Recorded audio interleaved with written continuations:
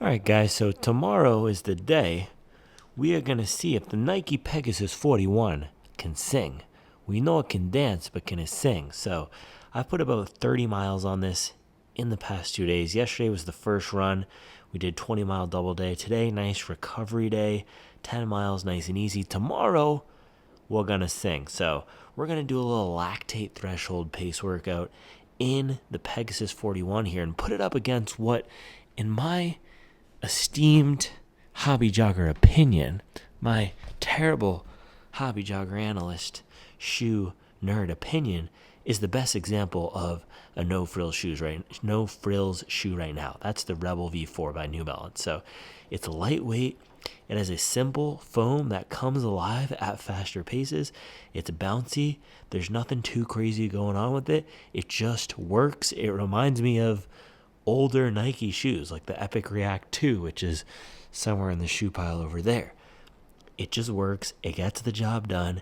It's a no frills type of shoe, and the Pegasus seems like maybe it might be a little bit more of a built up version of that. So tomorrow we'll do the full comparison of both of these shoes, take them out for some miles, put them through the paces, and we're going to see what is the best bro-y looking running shoe for versatility and faster paces. So there we go. Rebel V4, Peg 41. Let's sing, baby.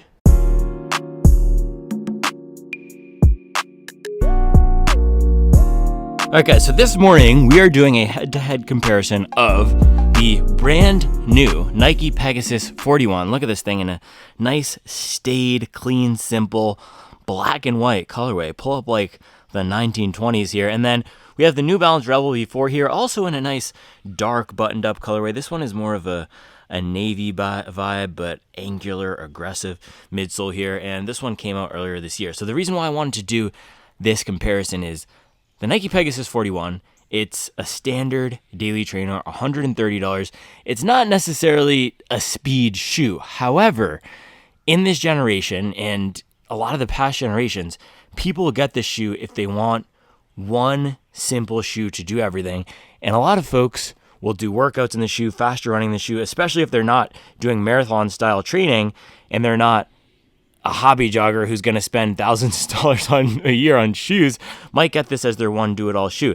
And the other thing is, even if you are a hobby jogger spending thousands of dollars of years on shoes, the Pegasus, I want to just see if this is a viable option for faster running. So that's what we're going to do today, a threshold test. We're going to run back the workout from last week, 5 by 1 mile. This is what I did in the Adidas Evo Pro. It's also going to be interesting to see because $130, $140, how do these shoes do for this type of workout versus the $500 racing shoe that we used last week? So let's get into a little overview of these shoes here. First up, let's do the New Balance Rebel.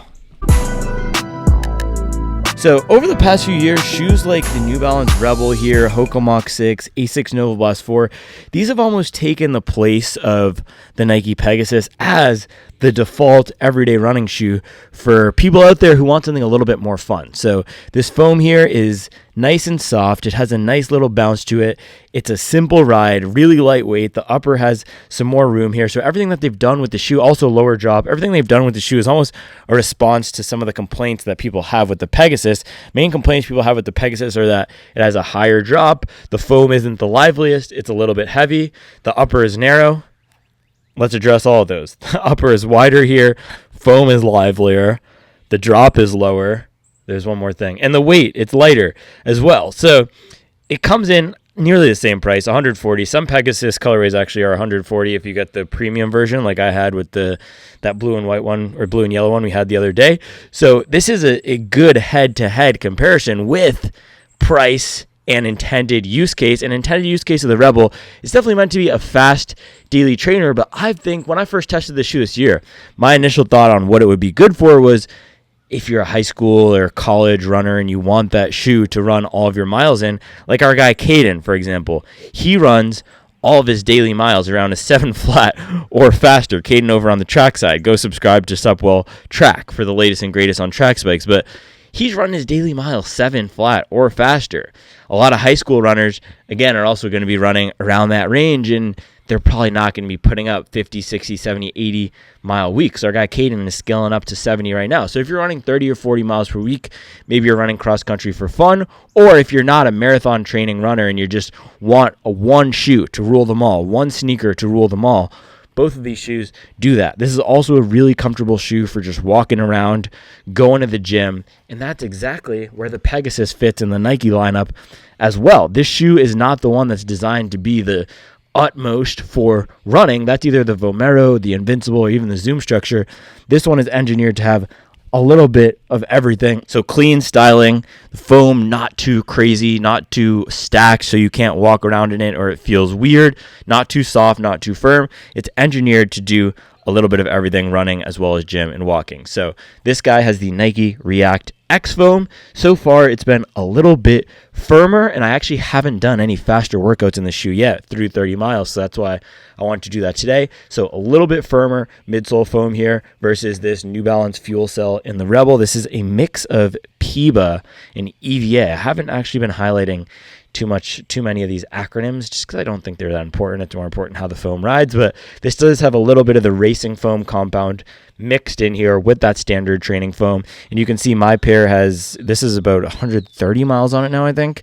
You can check all my mileage on Strava always, and I'll update the shoe I ran in the day after, just because I like to be a little, just drop it as a little surprise on the YouTube before people know what I run in. So we have little crinkles throughout the midsole here at 130 miles because it broke in probably around 30 miles, and it's a solid compound. It's not the bounciest. The last generation of Fuel Cell was a little bit bouncier, but for faster running, and it's interesting, I actually haven't done any workouts around this pace in a while. I did one 4x800 meter workout, or I did 4x800 in this shoe, and I also did it in a bunch of other shoes. I was testing the Endorphin Speed 2 and Endorphin Speed 4. You guys might have remembered that video. It was the Saucony Endorphin Speed 4 versus the Rebel V4. I haven't done any faster workouts in this shoe since then. So today we're going to be going threshold pace around 6 flat or faster in both of these shoes, see how they activate with some faster pace in here. This guy is 100% of this Fuel Cell foam. There's no other weird stuff going on with the midsole. And then you can see you have a nice little rocker up here with that lower drop. I believe it's a 6mm drop, so it feels a little bit flatter and less like you're just getting so much up on your toes like we have in the Pegasus. So this guy has that 10mm drop. I think it's about mid-30s in the back and mid-20s in the front. But if you look at the front, man, it's just so thin up here, and I can really feel it. And so they're calling this a 10mm drop shoe. But the thing is, it all depends on where you measure, because if you measure from the back here versus from this point in the front, that's like a 20mm drop versus the Rebel here. Look how much more foam you get at this point in the shoe versus the Nike. It's a huge difference. That's why I don't talk about the stack and specs anymore that much on the channel, because to me it's all about how they ride. It's all about where they're measuring, and there's so many differences that just don't come through with what the manufacturers or even Running Warehouse will measure on paper. So that's the midsole, and I can tell you now both of these shoes have a lot of ground feel, but Pegasus so far has put me up a little bit more on my toes, and we do have that Air Zoom unit, which should give us a little bit of zhuzh, pop, and boom when we're running out there. So I'm hoping I get some bounce off the toe here, and I haven't done any faster workouts in this yet through 30 miles, and today I'm excited for this because every time I did pick up the pace a little bit, like when I saw that Confederate flag, it felt like this shoe responded well. So that's the midsole. Upper situation going on here. Let's take a look at these two. So Nike has more of a traditional upper. There's nothing. These are both kind of hard to see on camera. This is why I never buy dark colorway shoes. Nike sent me this one, and then the Rebel, I only bought this because it went up early on a website, and I wanted to review it early and be the first to review it, or one of the first, because I'm a real sicko. So that's why I have this dark colorway, and they're both a little bit hard to see on camera. But both of these shoes have, other than the dark uppers, nothing too crazy going on. Rebel is a little bit lighter with, you can even just see as I'm moving this around, and you can see through to that greenish insole. The upper on the Rebel is lighter weight. Nike's feels a little bit more traditional, a little less fancy, more work a day. It also seems like it might stand up a little bit better to some mileage. The Rebels it's definitely not cheap feeling, and it looks good at 100 miles, but if I had to put my money on one of these uppers tearing at the 300-mile mark. That's never happened to me, but it just seems like the Rebel would be that one. And you can see here, even on the upper, we are starting to get some fraying threads. I don't think we'll have any issues with durability of the shoe. New Balance does a good job, but the Pegasus, we have data, evidence that these things will go 600 plus miles, like our friend Shelly J's pair. So this guy also has a little bit more padding around the back, not as much padding as the last version of the shoe, but padding around the back, padding around the tongue. It's a little bit more of a hybrid shoe, so everyday running and potentially some faster workouts walking, versus Rebel V4. This is a little bit more engineered just for faster running, so the upper in general is more streamlined, less padding around the back. I've had some people, I've heard them on the forums saying that they had some issues with rubbing around here. So I don't ever have that issue. And if you look at this, it's because I always wear these socks with the pull tab. So my friend Katrina, she sent me these Amazon dupes of features. So I'll put those in the link in the description below if you want to check out some socks that are less expensive than the ones I have.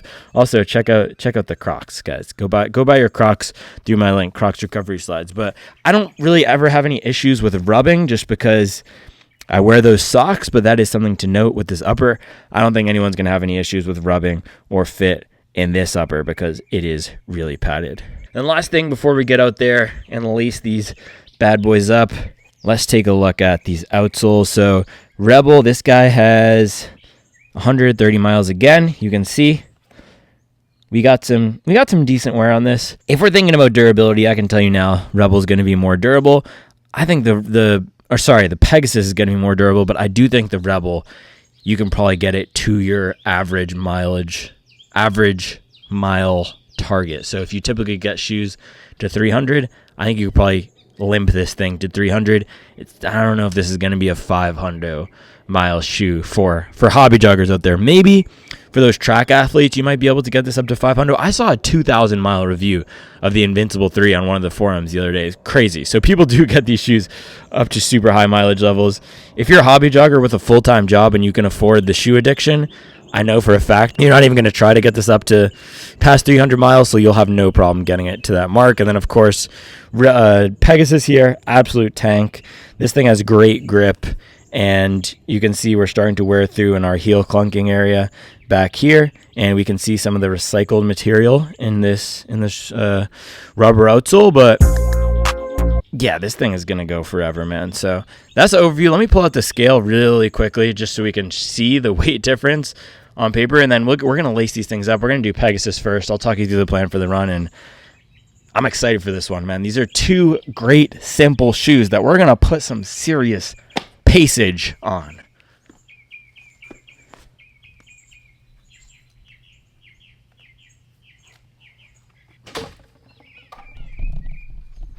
All right, we don't need to make a whole song and a dance about this. Let's just throw them on. Rebel V4, 223.5 grams.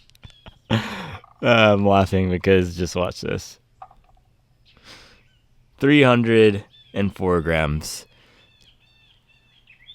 Yeah, I don't know if there's much to say about that. The Nike React X is a denser foam. You're getting a little bit more of it. You get more padding in the upper. These are not, so on paper, these are not the apples to apples comparison.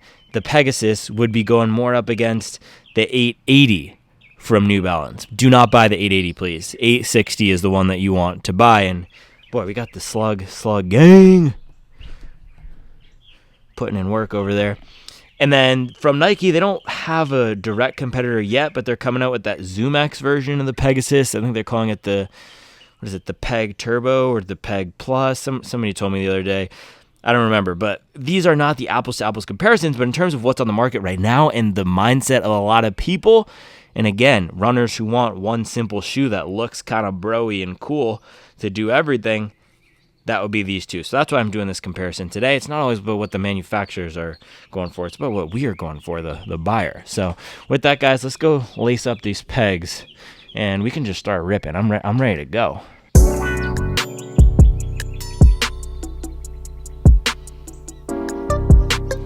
All right, guys, so lacing up the peg here. Now, plan for the run. We are going to do this lactate threshold workout, and what I'm most excited about this workout is seeing how we do as against the benchmark that we set last week. So last week I hit about a 6:20 on the first mile, 5:45 on the second mile, 5:50 on the third mile, and then about a 6 flat and a 5:50.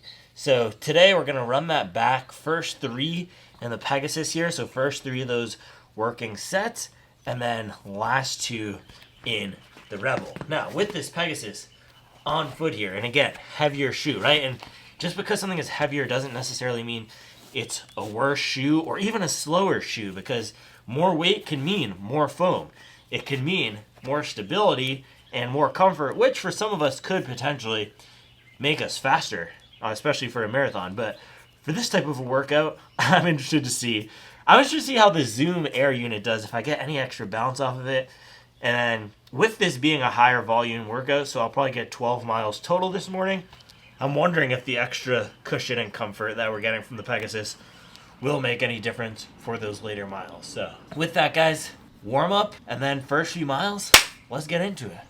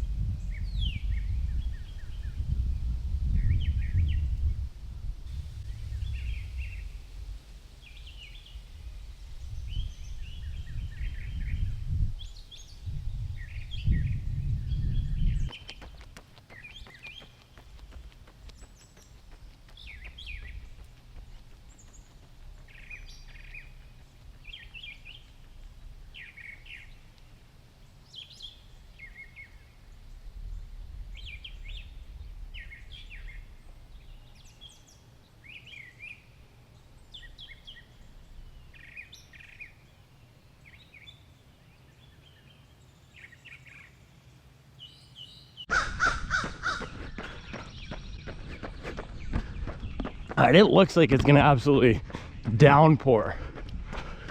So we might get a head-to-head grip comparison too.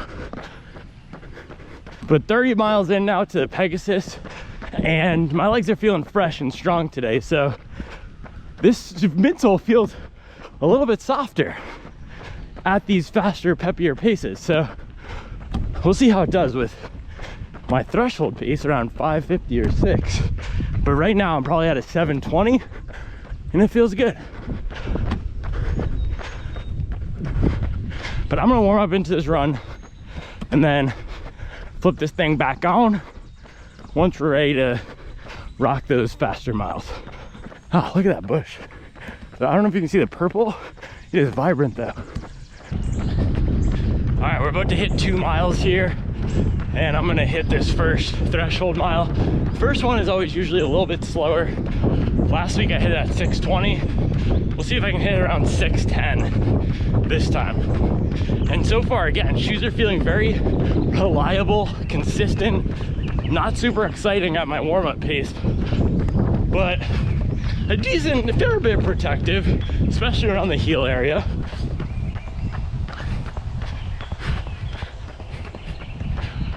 Whew.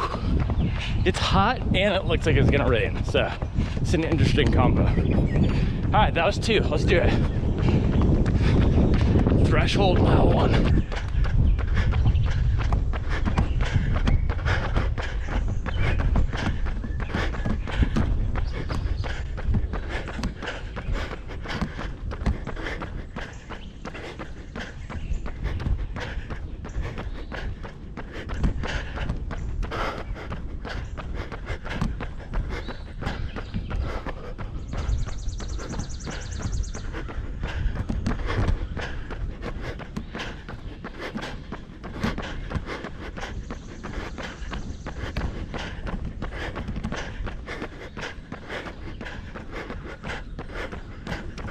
Move! Still not a lot of bounce from the foam. I'm surprised. But I think if I can hit the airbag right at the correct spot, I am getting that pop.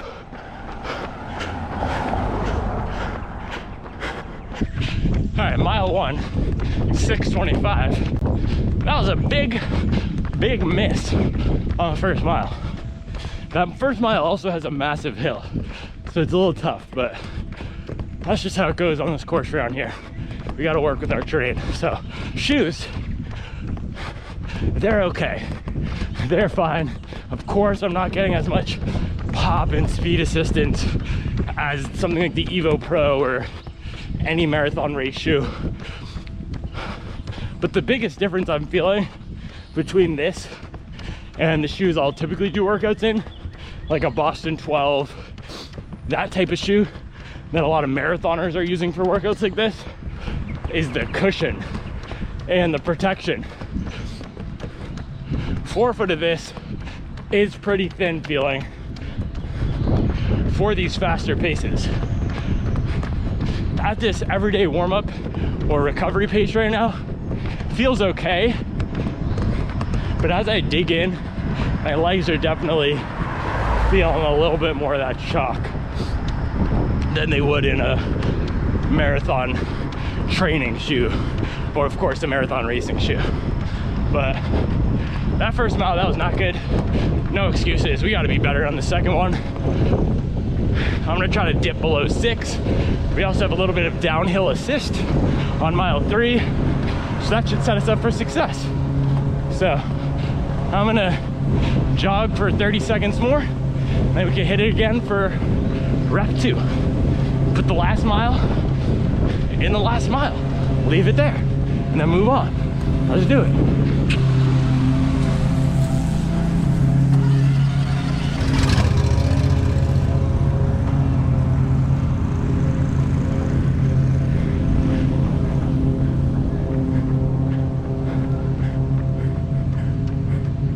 Alright, I'm gonna hit it at this next street sign here.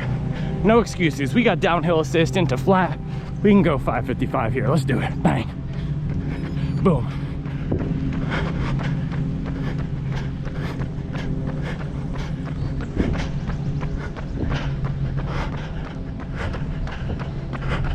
Hey, Joe.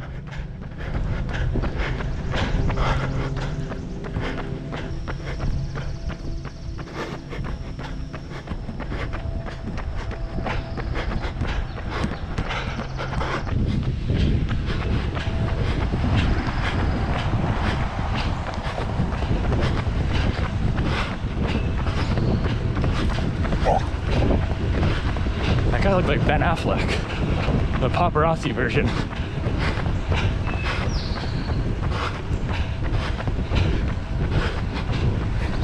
Alright, we're cruising 5:44, we got this.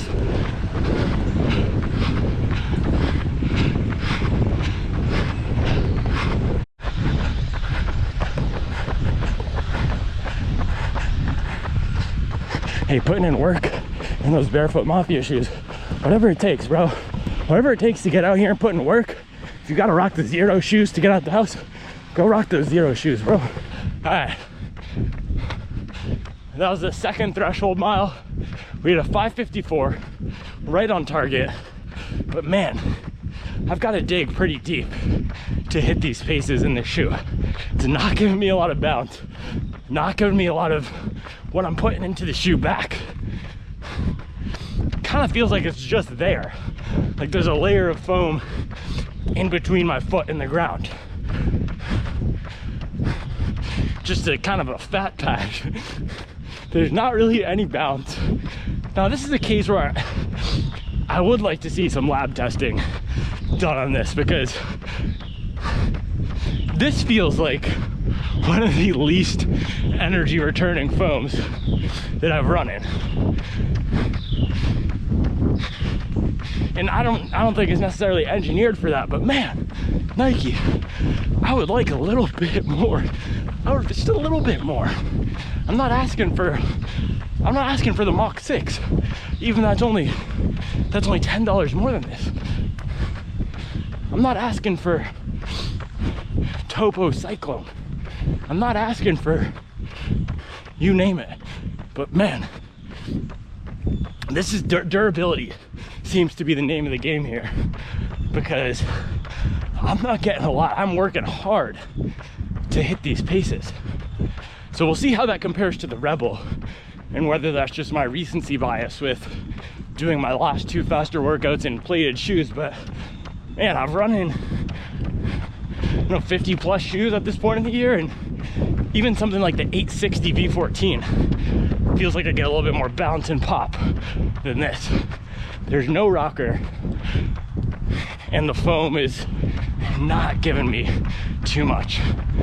And landing up on that air zoom unit, I get a little bit of zing, but not too much. So I'm gonna close it out mile 3 here, last faster mile on the peg, and then we'll hit the shoe market, switch into the Rebel, see if that gives us a little bit more.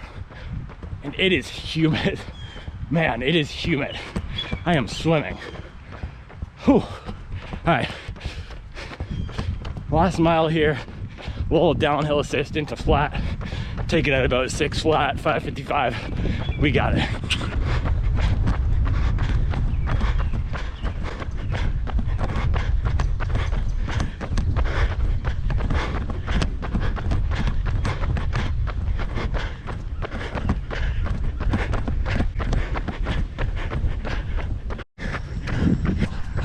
All right, we just finished 3rd mile, 5:59. And this shoe is absolutely no fun for faster pace running. For me, at least, that's for me. 6'2", 160, heel clunker, hobby jogger, marathon runner, 100 miles per week. Hold on, big truck coming. For me personally, I can tell you, once this comes off my foot, I am probably never going to attempt to run faster than a 6-minute mile pace in this after this comes off my foot up there.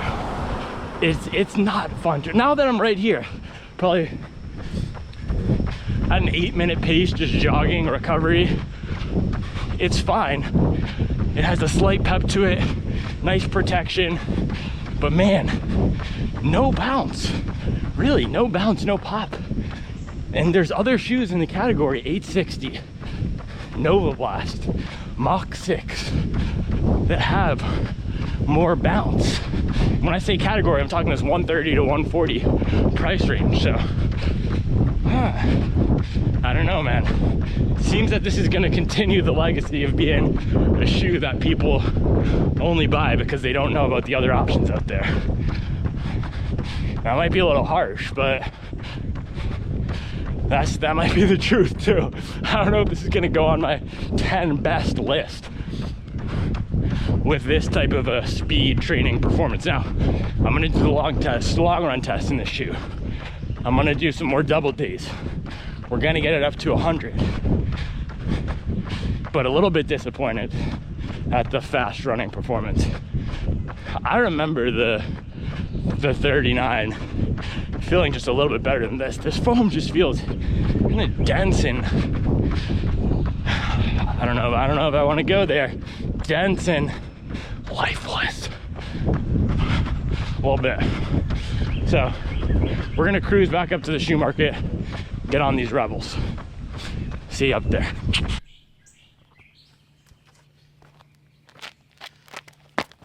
All right, guys, this is the thing, I have to shut off the watch because we can't do multiple shoes on Strava. So 6.32 miles, 7 flat pace, 44 minutes. It is really humid out here, man. Yesterday when we were out here, when I was doing the Endorphin Pro versus Endorphin Elite little breakdown at night, when I popped the camera back on, the whole entire thing just fogged up. But yeah, look at this right here. Can you see that? I'm trying to make sure. Yeah, look at that little roll. It's crazy. So I'm thinking this shoe, Rebel, is gonna give us a little bit more. And again, some people might say this is an unfair comparison. It's not. It's not. New Balance is offering a daily trainer, fun, simple, for $140, and the Pegasus is around the same price. So these shoes are gonna be cross-shopped by some runners, And I also just wanted to see how the Pegasus performed at this type of pace. And let me tell you, not that great. So let's see. Well, fit and feel test here. Can you see this? Yeah. Fit and feel test. Pegasus, a little bit narrower up here. It honestly feels like I have more cushion in the forefoot of the Rebel, even though the stack height on paper, you should be getting more from the Peg, but actually that's not true because of the lower drop. So yeah, it feels more cushion. Also feels way softer on step in the Rebel. The Pegasus feels a lot more structured, a lot firmer, a lot less flexible. It is decently flexible, but let's see. Yeah, it's actually more flexible, but for some reason the Rebel feels more flexible. I think the foam is more compliant. The foam is softer in the Rebel here. So yeah, I don't want to spend too much time up here just talking. Actually, just do a little quick walk test really quickly.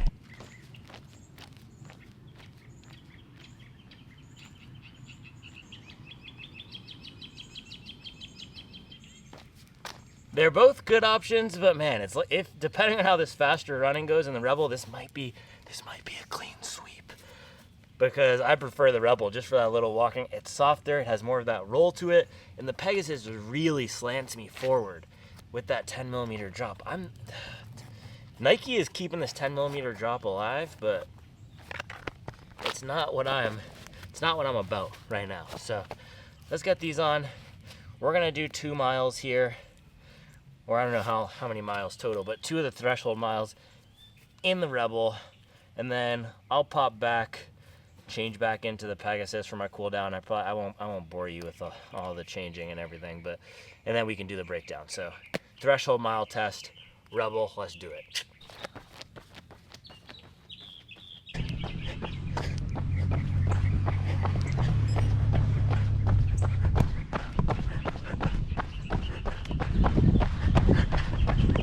All right, warming up in the Rebel here. First thing I'm noticing different is a little bit of a softer sink in the foam here. Peg might have been giving us a little bit more pop off the toe at this pace. But if my memory serves me correct, and I read a post on one of the forums last night saying this shoe really does come alive at those faster paces. So we'll see. I'm gonna do this little loop here, and then once we get to the other side of the loop, bang that first mile. See you in a bit. All right, warmed up into the Rebels. First mile here, let's hit it.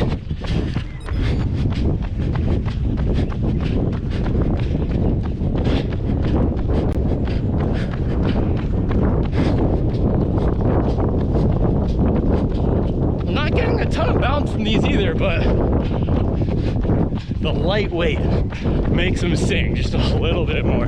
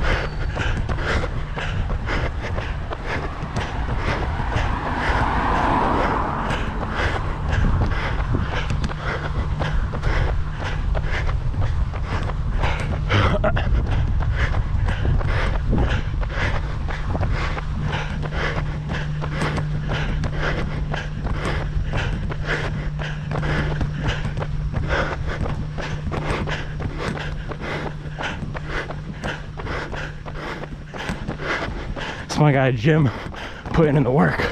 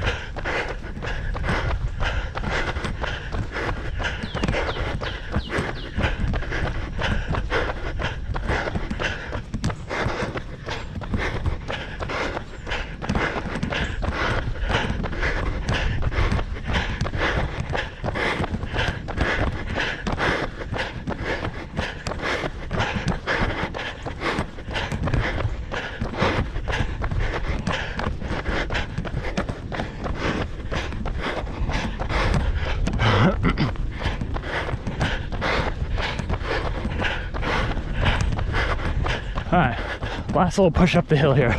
Let's get it. Ooh, ooh. Oh, oh, oh, oh. I'm not leaving.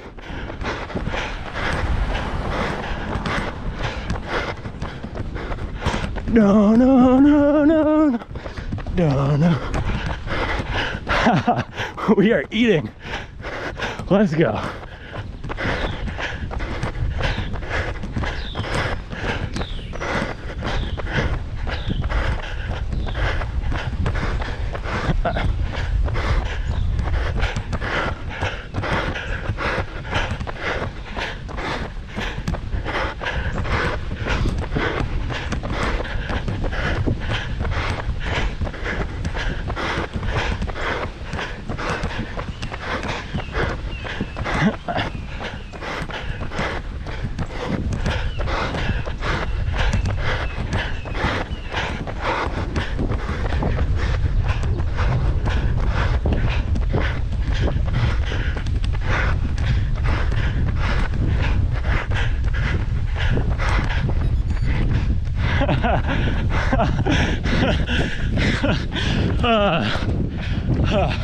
All right, 5:36.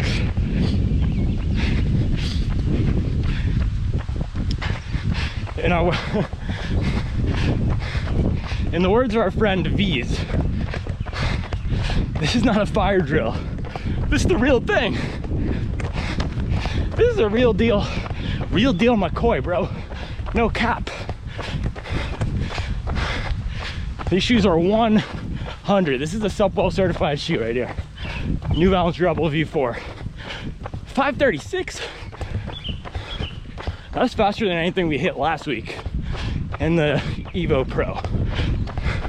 So again, guys, you don't need those carbon plated shoes.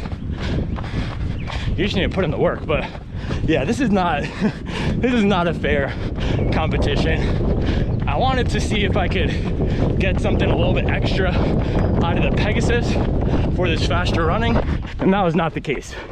Clean sweep for the Rebel V4. I'm gonna do this last little threshold mile just for good measure, probably bang it around 550 and then cool down on the pegs.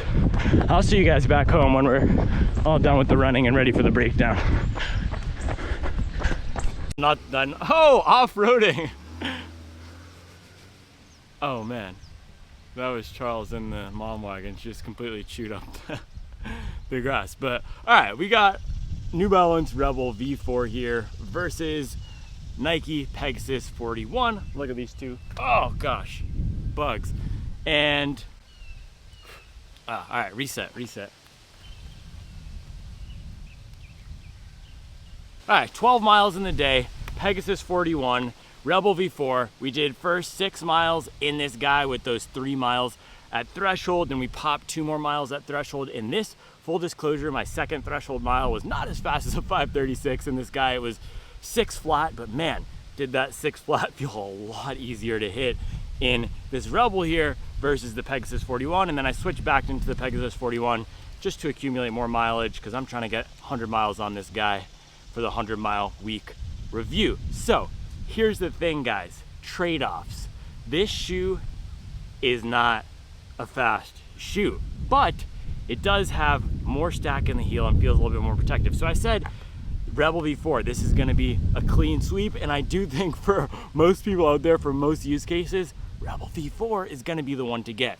It's lighter, it's faster, the foam is a little bit softer, which I think most of the market is gravitating towards that. You get ground feel, but something about the shoe, the foam in the forefoot feels a little bit more fun is really the word about this shoe. The shoe is overall more fun. And I've been thinking about something, guys. People always say life is too short for this, life is too short for that. I think life is too long to take yourself seriously. You guys know, you've surmised, you've deduced, you've gathered at this point in the life cycle of the channel here, I do not take myself too seriously. Pegasus, this is a shoe that kind of, it does take itself a little bit seriously. It knows it's 41. I kind of feel like this is the guy that comments on the channel every so often about blah, blah, blah. He knows this, he knows, this is the guy. It's been in the game a long time. It thinks it knows better than you. Then you have the young buck here, Rebel V4, only in the 4th iteration. It just comes along, does its own thing at a lighter weight, a little bit faster, a little bit peppier, a new EVA PIBA infusion combination race foam, training foam, and it just changes the game. You could put in the work every day in this shoe. You could also put in the work every day in this shoe. They're two different flavors, but I gotta say, this flavor leans a lot faster. And that's not just because of the weight, the foam is bouncier, you get more pop from it. It overall feels better for running fast. The upper is airier, it's a better fit. It's better for a lot of things. This guy is gonna be better for feeling a little bit more protected. And now I'm actually excited to do the long run in this shoe because every day where I've done a double so far in this shoe, it's performed fairly well. So more protection in this guy, more speed in this guy, and I had to pull out, look at this, bang. Can you see that? Can you see that? Can you see that? Can you see that? Oh man, the flies can see that, they're on me. Adidas, whatever it's called, Evo. So the reason I wanted to pull out this shoe, not just to flex, but look at this. This is the $500 race shoe. This is the Rebel. Look at the curves. Look at the geometries. Look at the stacks. The Rebel has got to be the closest.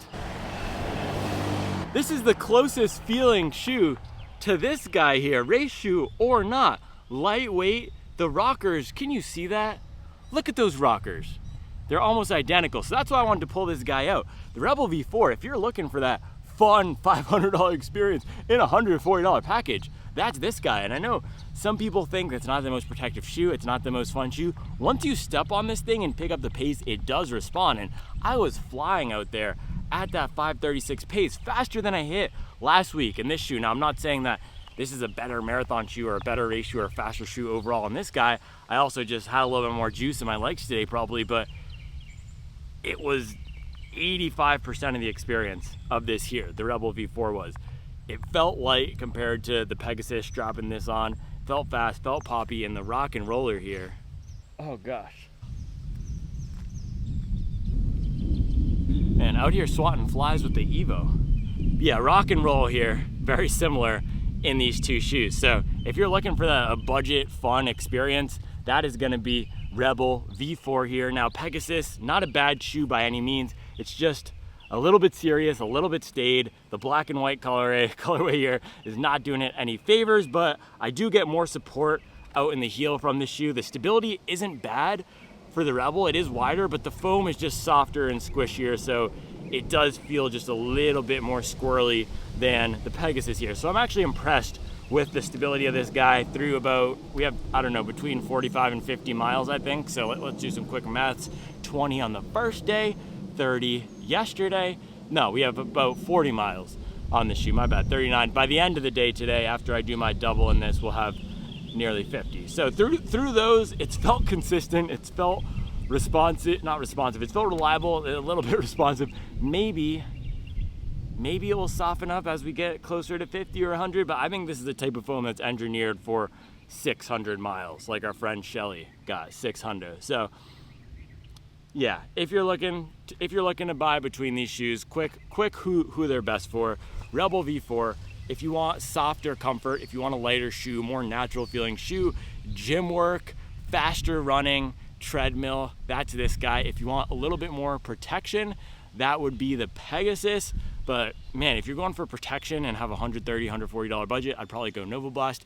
This is the one I'd pick really if you want a very durable shoe, you like Nike, and you want something that's is going to be reliable and last forever, and you like the styling of the shoe. Not a bad shoe by any means, but Rebel V4 in this market in 2024, overall just a better package for most people out there. So this is the thing, guys. Last thing, we know the grip on this thing is going to last forever. So again, durability, if you want a shoe that's you're going to take to 500 miles, that would be this guy. So if you're that cross-country runner or a track runner and you already have a pair of spikes or a race shoe and you just want something for those everyday miles at a 7:30 or 7 pace, this will be a serviceable shoe. That's what it is. It's serviceable.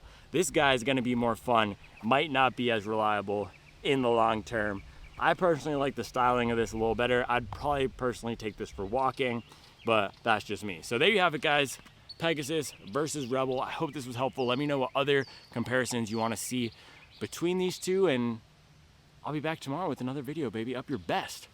This athletic has been sitting out here for 2 hours for my horrible bit on the Instagram account. So, all right, let's see how it is. A little warm athletic. One sip. Everybody knows the rules.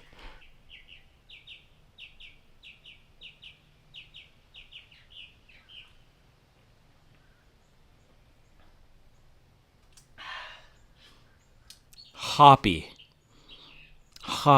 By the way, we have a new sponsor coming. I forgot about this. And they're getting us a link for our landing page, and they had it their website /Hoppy Jogger. I had to tell them, guys, it's Hobby Jogger. So stay tuned for that. I'll see you guys tomorrow. All right, guys, one more thing. I was just putting the Rebel away, and I thought about this because I saw the Saucony Endorphin Elite, and so I was talking about this on the run, 21 mile long run in this shoe the other day, that I wish they put the HG in some sort of a training shoe, make it a little bit friendlier for a bunch of paces and all that. And I saw on one of the forums yesterday, they're calling it the Endorphin Trainer. Seems like it might be the Convara Pro replacement coming spring 2025. I think it's a $200 price point. It was a $100 wholesale price point. So for a Fleet Feet or Running Warehouse, wherever, they'd buy it for $100. Consumer buys it for $200.